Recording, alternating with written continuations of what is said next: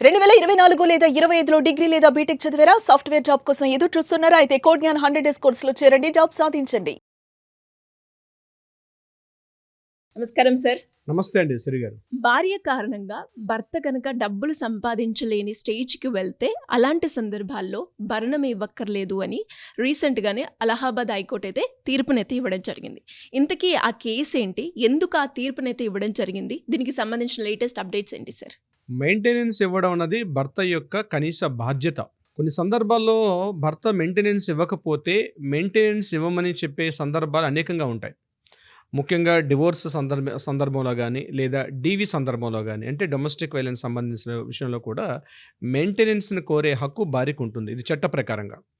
అంటే పెళ్లి చేసుకున్న తర్వాత అది ఇన్ని రోజులా, అన్ని రోజులా, ఇన్ని నెలలా, అన్ని నెలలా అని కాకుండా సంవత్సరమా అని టైమ్ లిమిట్ లేకుండా ఒకసారి పెళ్ళైన తర్వాత ఏదైనా కారణాల రీత్యా భర్త ఇబ్బందులకు గురి చేసినా, లేకపోతే విడాకులు కోరుకున్న సందర్భంలో భార్య అతని ద్వారా మెయింటెనెన్స్‌ని కోరే హక్కు భార్యకుంటుంది భర్త ద్వారా. అయితే దీని మీద అనేక రకాలైనటువంటి మనం వీడియోస్ కూడా చేసాము. దీన్ని సందర్భించి అనేకమైనటువంటి డౌట్స్ కూడా చాలా మందికుంటాయి. తను జాబ్ చేయట్లేదని, భర్త జాబ్ చేయట్లేదు కాబట్టి మెయింటెనెన్స్ ఇవ్వకూడదని, అదేవిధంగా భార్య కూడా జాబ్ చేస్తుంది కాబట్టి మెయింటెనెన్స్ ఇవ్వాల్సిన అవసరం లేదని భర్తలు, ఇలా బోత్ సైడ్ పార్టీస్ మీద రకరకాల ఊహాగానాలు, రకరకాల డౌట్స్ చాలా మందికుంటాయి.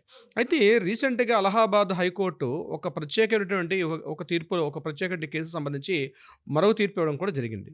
అంటే ఏదైనా కారణం రీత్యా ఇక్కడ భర్తకి భార్య వల్ల ఇన్‌కమ్ సంపాదించుకోలేని స్థితిలో ఉండగలిగితే, జాగ్రత్తగా సెంటెన్స్ వినండి. ఏదైనా కారణం వల్ల, భార్య వల్ల ఏదైనా కారణం జరిగి భర్త సంపాదించుకోవట్లేదు. దానికి కారణం ఎవరు? భార్య. భార్య వల్ల తను ఆ ఇన్‌కమ్ సంపాదించుకోలేని స్థితిలో ఉంటే, అటువంటి సందర్భాల్లో ఆ భర్త ఆ భార్యకి మెయింటెనెన్స్ ఇవ్వాల్సిన అవసరం లేదు అని చెప్పి అలహాబాద్ హైకోర్టు ఒక తీర్పు ఇవ్వడం జరిగింది. ఆ కేసుకు సంబంధించినటువంటి వివరాలు నేను మీతో పంచుకునే ప్రయత్నం చేస్తాను. ఇక్కడ అలహాబాద్ దగ్గర కుషీనగర్ అనేటువంటి ఒక ప్రాంతంలో అక్కడ ఒక హోమియోపతి డాక్టర్‌గా ఒక ఆయన ప్రాక్టీస్ చేస్తున్నారు. అయితే అక్కడ ఆ క్లినిక్‌లో ఒక చిన్న డిస్కషన్, అంటే ఇటు ఇన్‌లాస్ ఫ్యామిలీస్‌కి, అంటే తన భార్య తరపు ఉన్నటువంటి బంధువులకి తనకి మధ్య కొన్ని ఆస్తి గొడవలు, అదేవిధంగా ఇన్‌కమ్ సంబంధించినటువంటి గొడవలు బాగా పెరిగిన సందర్భంలో ఈ భార్య తరపు ఉన్నటువంటి బ్రదరు, అదేవిధంగా వాళ్ళ నాన్నగారు, అంటే బావమరిది, మా మా అంటే మామగారు ఇద్దరు కలిసి వాళ్ళేదో ఆవేశంలో ఏం చేశారంటే తమ చేతిలో ఉన్నటువంటి రివాల్వర్ తోటి అతనిపై దాడికి ప్రయత్నించారు. దాడికి ప్రయత్నించినప్పుడు ఆ దాడిలో ఆ బుల్లెట్స్ ఏమైనాయంటే ఈ డాక్టర్, హోమియోపతి డాక్టర్‌గా పనిచేస్తున్న అతని పేరు వేదప్రకాష్ సింగ్. ఆ వేదప్రకాష్ సింగ్ యొక్క వెన్నెముకలోకి ఆ బుల్లెట్స్ కూడా వెళ్ళడం జరిగింది. తరువాత లీగల్‌గా చాలా కాన్సిక్వెన్సెస్, లీగల్‌గా అనేక రకమైనటువంటి కేసులు నమోదైన తర్వాత ఇక్కడ వేదప్రకాష్ సింగ్‌కి ఏమైందంటే ఈ బుల్లెట్స్ వెళ్ళడం వల్ల కనీసం తను కూర్చోలేని స్థితిలోకి వెళ్ళిపోయాడు. కొన్ని సందర్భాల్లో తన కాలకృత్యాలు తీర్చుకోవడం గానీ, తను చేయాల్సినటువంటి దైనందిన జీవిత కార్యకలాపాలు కూడా ఈ రకమైనటువంటి దాడి వల్ల ఇబ్బందులకు గురయ్యాడు సదరు ఈ వేదప్రకాష్ సింగ్ అన్నటువంటి ఈ హోమియోపతి డాక్టర్. అది ఎందుకు జరిగింది? అంటే ఇది కేవలం భార్య తరపు బంధువులు తమ ఆస్తి గొడవలు ఏదో విషయం మీద జరిగింది. ఇక్కడ ఈ కేసు ఇలా మిగిలినటువంటి కేసులు నడుస్తున్న సందర్భంలోనే భార్య తరపు వాళ్ళు ఏం చేశారంటే ఇతన్ని డివోర్స్ అప్లై చేశారు.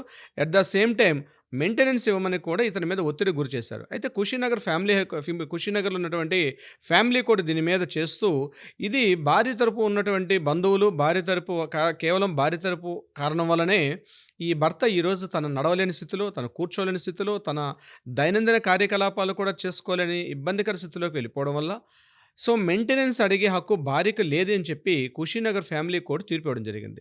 దీని మీద భార్య ఏం చేశారంటే మరలా అలహాబాద్ హైకోర్టులో ఆవిడ అప్పీల్ చేసుకోవడం జరిగింది. అలహాబాద్ హైకోర్టులో అప్పీల్ చేసుకున్నప్పుడు అలహాబాద్ హైకోర్టు ఇదే కేసుని కాస్త మరలా దీని మీద మరోసారి విచారణ అంతా కొనసాగించిన తర్వాత కుషీనగర్ ఫ్యామిలీ కోర్టు ఏదైతే తీర్పు ఇచ్చారో అదే తీర్పును కన్ఫర్మ్ చేస్తూ, అంటే భార్య వల్ల ఈరోజు తన యొక్క లైఫ్ థ్రెటన్ జరిగి లైఫ్ ఇబ్బందికర పరిస్థితిలోకి వచ్చేసింది.